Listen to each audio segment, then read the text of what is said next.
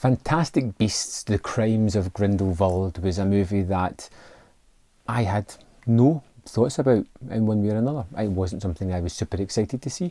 It wasn't something that I was dreading going to check out. Much like the later movies in the Harry Potter series and this Fantastic Beasts series, they're kind of non-entities for me. I go, I genuinely enjoy it, I leave the cinema and forget all about these until the next one comes out. I don't revisit them much. It's just the way I feel about the series. I'm not a diehard. I enjoy it when I'm watching it. When it's not there, it's not there. So going into Fantastic Beasts, I was neither up nor down on the movie I was going to get.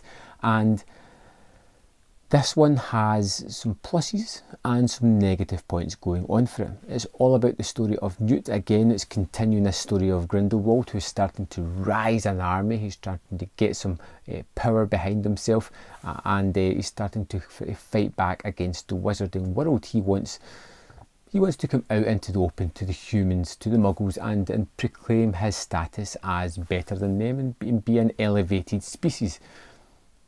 We have Dumbledore tasking Newt with trying to fight Grindelwald and take him down, and it's the basic premise of the story. But for as much as it has some interesting characters, especially an interesting lead character who seems socially anxious and awkward, something I can relate to, and as much as it has some fun secondary characters, you can't help but feeling that this movie is a sidestep to something else.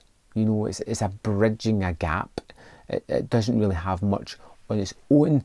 It's more pointed towards the future.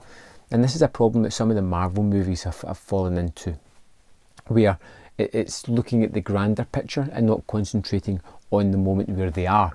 We have lots of points that are leading towards storylines in the future, but I just don't feel that this story was concentrated enough to give me a whole.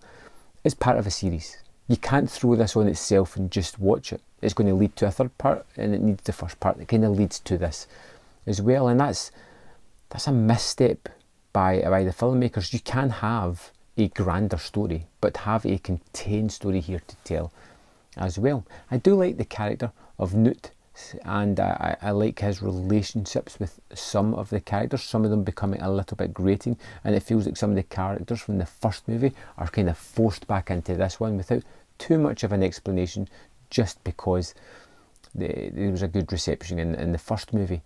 And unlike the Harry Potter series, where it was all kind of well laid out mostly, this feels as if it's almost flying by the seat of its pants. It tries to get by throwing in all these references to Harry Potter. Do you remember this? Do you remember that? That was in a better movie. Isn't that cool that it's here? Well, no. We understand that this is a Harry Potter sort of franchise, the Wizarding World, but we don't need nods to it every 2 minutes. It's not necessary. It may sort of appease the sort of grander fan, but for me, someone who isn't a huge encyclopedic knowledge of the Harry Potter world, it left me going, yeah, but what about this tale?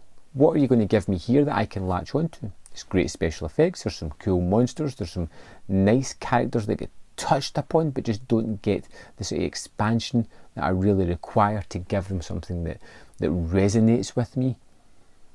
But hey, it's just my opinion. Fantastic Beasts: The Crimes of Grindelwald had one superb factor going for it, and that is Johnny Depp, who gives a rousing performance as Grindelwald. It's one of his best performances that he's had in a while.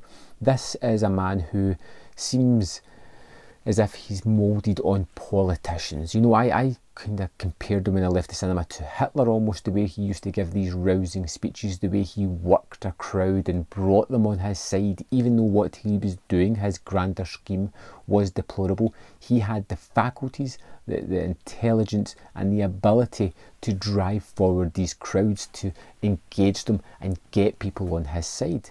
And it takes a special individual that can do these kind of things to rouse people to ultimately turn against their own kind that they're doing in this movie here.